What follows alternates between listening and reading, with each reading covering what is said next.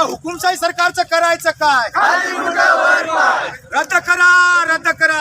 ठिकाणी दिलं की 11 बाळा सगळं आमच्या परिवारासगट आम्हाला मरण इच्छा या ठिकाणी तुम्ही मरण्याची आम्हाला परवानगी देण्यात यावी.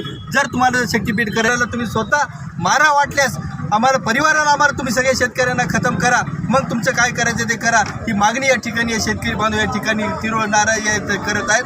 जर या सरकारनं जर मागण्या लवकर मागण्या केल्या नाही अतिशय सुपीक अशा जमिनीतून राज्य सरकारने नको असलेला कुठल्याही शेतकऱ्याने नागरिकाने मागणी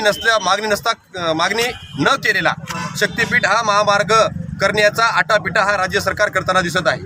सोलापूर आणि सांगली जिल्ह्यामध्ये त्यांनी तिथल्या जनरेटापुढे दबावापुढे नमतं होऊन मुख्यमंत्र्यांनी तिथली अलाइनमेंट बदललेली आहे. परंतु हिंगोली जिल्ह्यातील लोकप्रतिनिधी जे आहेत, सत्ताधारी लोकप्रतिनिधी आहेत, ते फक्त कमिशनसाठी आणि दलालीसाठी काम करताना आपण पाहतो आहोत. सत्तेतले असलेले आमदार, सत्तेतले असलेले सगळे लोकप्रतिनिधी हा शक्तीपीठ व्हावा म्हणून देव पाण्यात ठेवून या ठिकाणी बसलेले पाहतो आहोत आपण. आम्ही तिथं शेतकरी जीवाचा आटापिटा करत आहोत.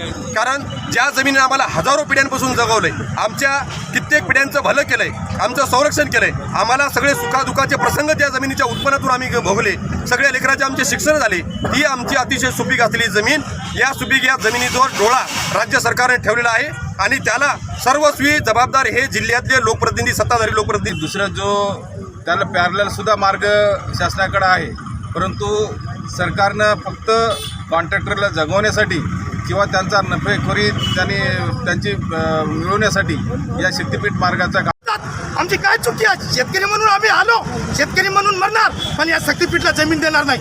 नियमाचं कायद्याचं उल्लंघन करायलेत. माझी एकच विनंती आहे, कायद्याच्या 46 नुसार तुम्ही 3च वेळेस आमच्या शेतात येतात. याच्यानंतर जर नोटीस काढायला जर प्रांत आलेत, गुप्ता साहेब आलेत, त्यांचे कोणी जर अधिकारी आलेत, भूअभिलेखचे अधिकारी आले, तर त्याच्यासमोर मी स्वतः जाळल आणि मीचा जाळलेला दया आणि त्याला घेऊन जाळल. यांना अधिकार नाहीत. नियमानुसार आम्ही हे रक्ताचं रक्ताच्या माध्यमातून आम्ही आपणास देत आहोत. शेतकऱ्यांचं जेव्हा आम्ही प्रशासनाला फोन करून सांगितलं की अतिवृष्टी झाली, आमच्या इथं पंचनाम्याला या, एक अधिकारी आला नाही सर. पण जेव्हा तिथून 10 दिवसानं शक्तीपीठ महामार्गाच्या मोजणीची नोटीस निघाली, एक ना एक अधिकारी स्वतः आम्ही आमचे माने साहेब होते, त्यांना देखील ही बाब समजून सांगितली.